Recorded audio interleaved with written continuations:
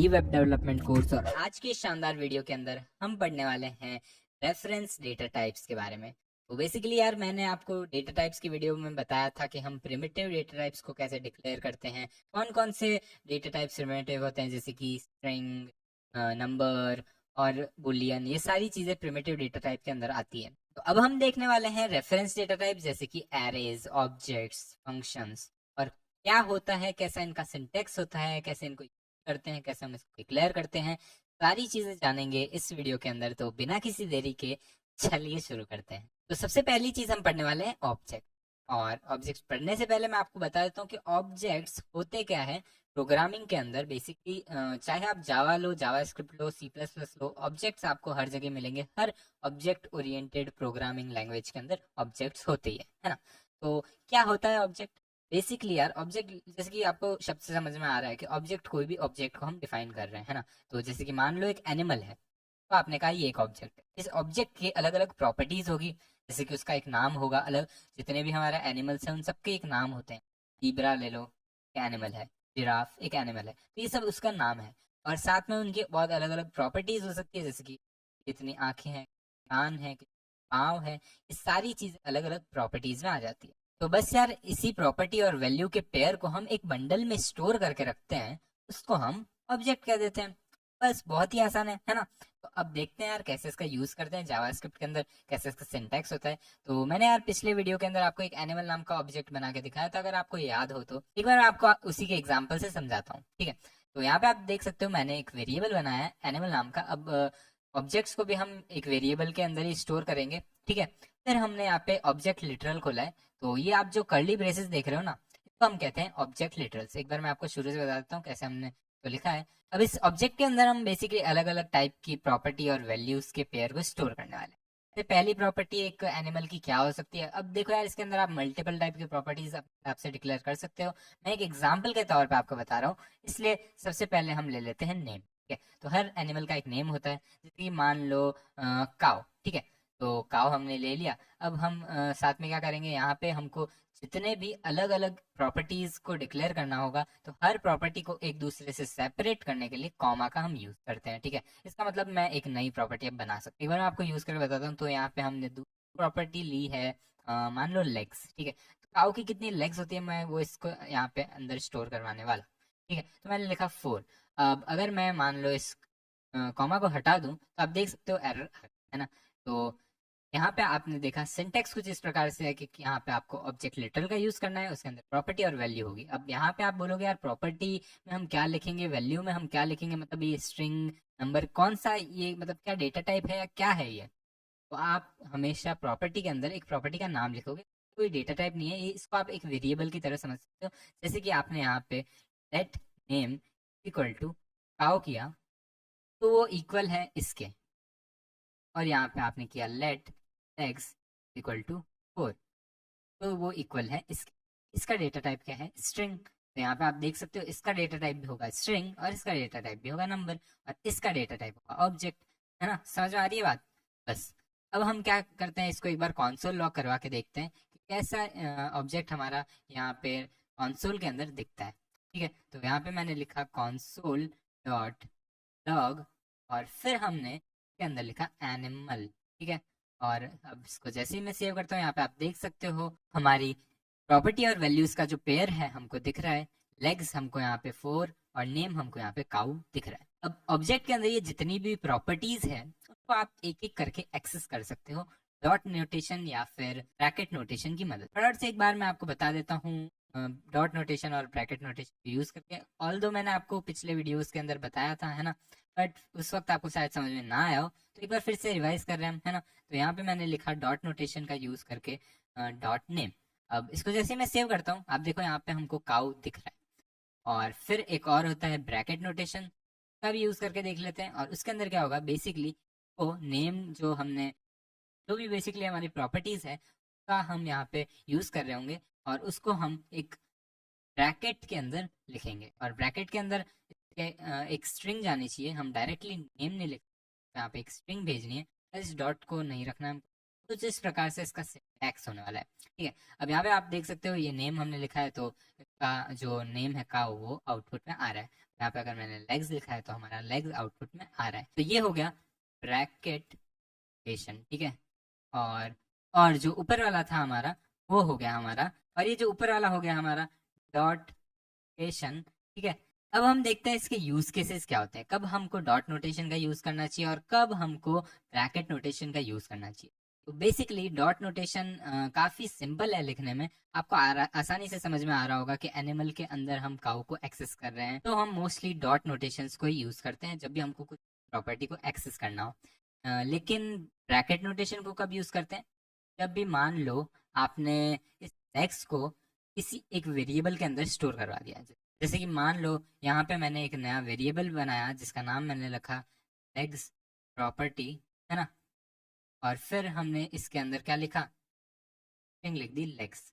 अब हम क्या कर रहे हैं, इस लेग्स प्रॉप को यहाँ पे एज अ वेरिएबल पास कर रहे हैं। हमने यहाँ पे ध्यान रखना एक स्ट्रिंग नहीं डाली है, हमने यहाँ पे इस वेरिएबल को एज इट इज लिख दिया है जिसके अंदर ये स्ट्रिंग स्टोर्ड है। अब ये स्ट्रिंग यहाँ पे आ रही है क्योंकि हमने लेग्स की मदद से यहाँ पे इसको लिखा है, और जैसे ही हमने यहाँ पे लेग्स लिखा तो एनिमल्स के अंदर का जो लेग्स है वो हमारा आउटपुट में दिख रहा होगा। आप जैसे ही सेव करोगे आप देख सकते हो यार यहाँ पे हमारा 4 आ रहा है। बस यार यहाँ पे हमने देखा कि कैसे हम डॉट नोटेशन और ब्रैकेट नोटेशन का कब कब यूज करें, ठीक है। अब ये थे ऑब्जेक्ट्स। और तो सबसे पहली चीज हम देखते हैं यार एरेज होते क्या है। तो एरेज बेसिकली यार एक लिस्ट होती है जिसके अंदर हम कुछ भी स्टोर करवा सकते हैं, और ये एक पूरी लिस्ट के फॉर्मेट में होंगे, यानी 0 1 2 3 नंबर्ड वे में आप एक लिस्ट को बना रहे होंगे, उसको हम कहेंगे एरे। अब इसको कब यूज करते हैं, बेसिकली यार कि मान लो आपने एक वेबसाइट बनाई है जिसके अंदर आपने बहुत सारे अलग अलग ऑप्शन देने हैं यूजर्स को, और वो उसको सेलेक्ट करेंगे। और मान लो ये ऑप्शंस है बुक्स के बारे में, इसके अंदर आपको अलग अलग बुक्स के नाम एक पूरी लिस्ट। अब इस लिस्ट को दिखाने के लिए हम यूज कर सकते हैं एरेस का, और सबसे एफिशिएंट तरीका यही होता है कि हम एरेस का यूज करें। तो चलिए देखते हैं कैसे इसका सिंटेक्स है और कैसे हम इसको डिक्लेयर कर सकते हैं। यहाँ पे सबसे पहले हमको एरे का जो भी नाम है वो लिखना होगा। तो सेलेक्ट बुक्स, मैंने यहाँ पे नाम लिखा है। इसके अंदर इसका सिंटेक्स कैसा होता है, तो बेसिकली आप यहाँ पे एक स्क्वायर ब्रैकेट लगाओगे और उसके अंदर इसकी जितनी भी वैल्यूज है वो लिखोगे, ठीक है ना। तो यहाँ पे मैं सबसे पहले लिख रहा हूँ द रूडेस्ट बुक एवर, ठीक है। फिर दूसरा मैंने लिख दिया फिच, ठीक है। तो ये दो हमने नाम लिखे हैं, अब एक और लिख देते हैं। तीसरा मैंने लिख दिया, और तीसरा मैंने लिख दिया इनविजिबल मैन, ठीक है। तो अब हम इसको सेव करते हैं। तो ये हमारा एरे बन चुका है। एक बार मैं जूम आउट कर देता हूँ ताकि आपको अच्छे से दिखे। ये हमारा एरे यहाँ पे बन चुका है, सेलेक्ट बुक्स का नाम है। और इसके बाद में हम क्या करेंगे, हम इसको कंसोल में देखते हैं कैसा ये दिख रहा होगा। जैसे मैंने यहाँ पे लिखा console डॉट लॉग, और फिर हमने यहाँ पे सेलेक्ट बुक्स को आउटपुट करवाया, तो यहाँ पे आप देख सकते हो ये हमारी 3 वैल्यूज आपको यहाँ पे दिख रही होगी, the best book ever, think rich in man. और ये आपको एक लिस्ट ऑर्डर में दिख रही है, पहले 0 1 और 2। और ये जो लिस्ट के जो नंबर्स हैं हम इनको कहते हैं इंडेक्स। तो ये 0th इंडेक्स है, ये फर्स्ट इंडेक्स है, ये सेकंड इंडेक्स, ओके। अब आप यार इनके इंडेक्स को डायरेक्टली भी एक्सेस कर सकते हो। हमने ऑब्जेक्ट के अंदर देखा कि कैसे हम ऑब्जेक्ट्स के अंदर ब्रेसेस का यूज करके उनको एक्सेस कर सकते थे। सिमिलरली यहाँ पे डॉट नोटेशंस काम नहीं करते, लेकिन ब्रेसेस वाले नोटेशन यहाँ पे सिमिलर सेम वे में आपके काम कर रहे होंगे, ठीक है। तो यहाँ पे मैंने ब्रैकेट लगाया और मैंने कहा 0th वैल्यू पे क्या है मुझे दिखाओ। जैसे मैंने सेव किया द रूडेस्ट बुक एवर। अब मैंने यहाँ पे लिखा 2, तो यहाँ पे था द इनविजिबल मैन। अब जैसे मैंने यहाँ पे लिखा 3, तो अब आप देख सकते हो अनडिफाइंड आ रहा है। क्यों, क्योंकि जब भी कोई वेरिएबल डिक्लेयर्ड नहीं होती है तो उसकी वैल्यू होती है अनडिफाइंड, है ना। तो बस यार इस तरीके से हम एरेस का यूज कर सकते हैं। और बेसिकली यार आप इसके अंदर लूप भी लगा सकते हो, है ना, कि इस एरे के अंदर कितनी लेंथ है इसकी, उसके हिसाब से आप चेक कर सकते हो कि एक एक हम आइट्रेट कर सकते हैं। बेसिकली एंडलेस पॉसिबिलिटीज है चीजों की। और यहाँ पे आप एक और चीज देख सकते हो, जैसे कि मैंने यहाँ पे डॉट लिखा। तो बेसिकली यार जावास्क्रिप्ट के अंदर एक कॉन्सेप्ट होता है प्रोटोटाइपिंग, और उसी की मदद से इन प्रॉपर्टीज को लिखा गया है। और ये कहीं ना कहीं यार लिखी हुई है, हमको पता नहीं है इसके अंदर का कोड क्या है, लेकिन हम इसको आसानी से यूज कर सकते हैं। खाली हमको डॉट लिखना होगा, जैसे कि मान लो मैंने लिखा डॉट लेंथ, तो ये ऑटोमेटिकली हमको यहाँ पे लाके दे देगा। और इसी तरह से बहुत सारे अंदर फंक्शंस हैं और हम थोड़े बहुत फंक्शंस को कवर करेंगे आने वाले वीडियोस के अंदर, ताकि आपको अच्छे से समझ में आए कि कैसे हम इनको यूज कर सकते हैं, ठीक है।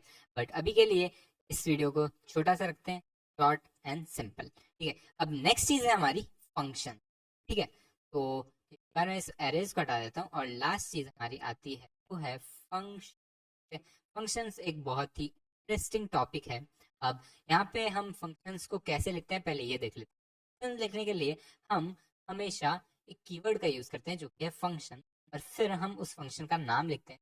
मान लो यहाँ पे मैंने लिखा नमस्ते वर्ल्ड, और उसके बाद में हम यहाँ पे ब्रेसेस लगाते हैं, फिर हम कर्ली ब्रेसेस के अंदर हम जो भी हमारा कोड होगा वो लिख, ठीक है। तो नमस्ते वर्ल्ड में क्या लिखने वाला हूँ मैं लिखता हूँ console.log, और फिर हम इसके अंदर नमस्ते वर्ल्ड को कंसोल करवा देंगे, ठीक है ना। अब इसको मैंने सेव किया है। अब यहाँ पे मैंने क्या किया है, एक फंक्शन को डिक्लेयर किया है। लेकिन हम कभी भी कोई फंक्शन लिखते हैं, डिक्लेयर करने से हमारा काम पूरा नहीं होता है, हमको उस फंक्शन को कॉल भी करना होगा। अभी तो हमने सिर्फ बोला है कि भाई नमस्ते वर्ल्ड, तेरा ये काम है कि तू नमस्ते वर्ल्ड को आउटपुट करवाएगा, लेकिन कब करवाएगा ये मैंने कभी नहीं बताया। तो इसको बताने के लिए मैं यहाँ पे नीचे लिखूंगा नमस्ते वर्ल्ड। जैसे ही मैंने लिखा नमस्ते वर्ल्ड, तो आगे ब्रेसेस लगाने होंगे, और ये इंपॉर्टेंट है, अगर हम इसको ना लगाए तो इसका पूरा मकसद बदल जाता है, ठीक है। तो जैसे हम ब्रेसेस लगाएंगे, मतलब अब मैंने बोला है कि नमस्ते वर्ल्ड एक्टिवेटेड, और जैसे ही एक्टिवेट होगा ये अपना आउटपुट दे देगा, ठीक है। अब तो मैं इसको सेव करता हूँ, आप यहाँ पे देख सकते हो नमस्ते वर्ल्ड आउटपुट में आ रहा है।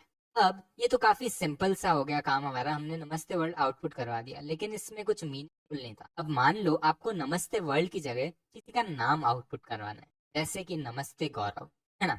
तो अब आप उसमें क्या कर सकते हो, आप हर फंक्शन के अंदर एक पैरामीटर पास कर सकते हो। पैरामीटर क्या होता है, तो parameter will act like variable, ठीक है। तो जैसे कि मैंने यहाँ पे एक पैरामीटर लिया है नेम, ठीक है।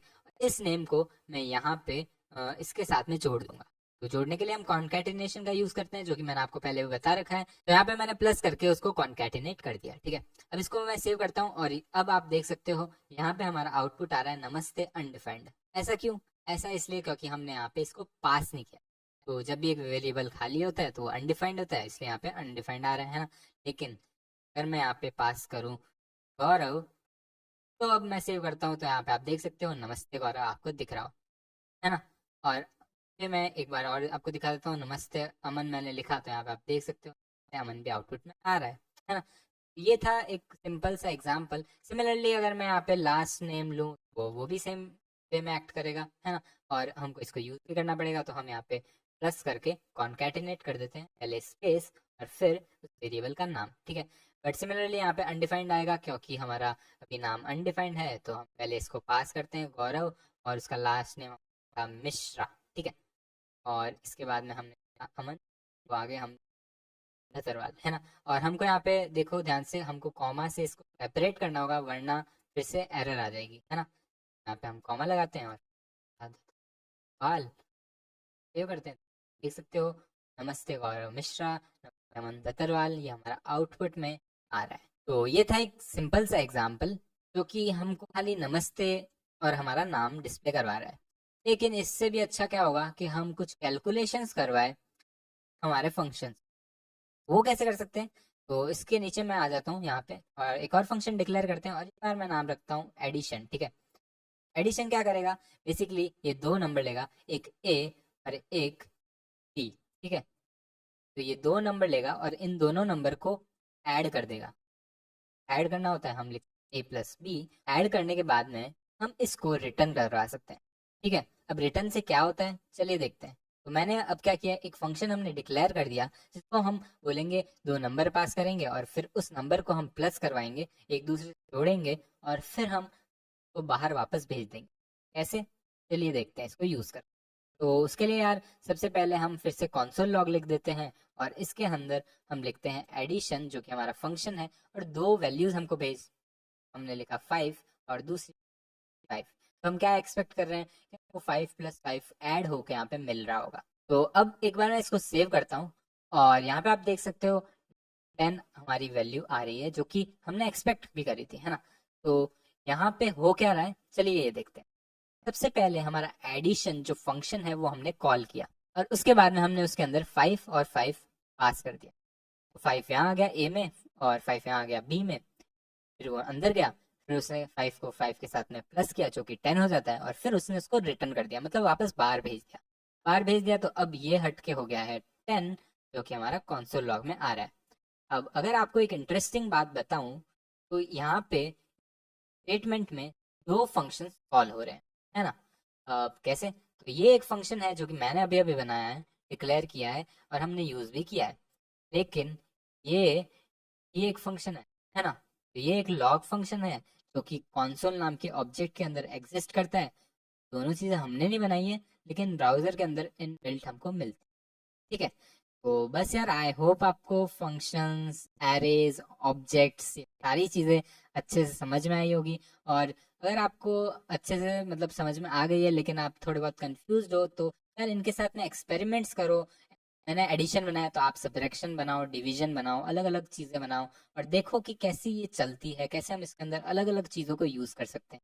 और बाकी आपके पास यार पूरी इंटरनेट की दुनिया है, तो वहाँ पे आप जाके सर्च करके और सीख सकते हैं। ठीक है, अब आगे आने वाले वीडियोस के अंदर हम इनको और अच्छे से एक्सप्लोर करेंगे, जिसके अंदर हम देखेंगे इसके अंदर कौन कौन से अलग अलग प्रोटोटाइप मेथड्स है और उनको भी अच्छे से एक्सप्लोर करेंगे। तो बस यार ये था एक बेसिक सा वीडियो रेफरेंस डेटा टाइप्स के बारे में। तो इस वीडियो को यहीं समाप्त करते हैं और अब मैं मिलता हूँ आपसे अगले वीडियो के अंदर। तब तक के लिए have a great day and I will shortly catch you.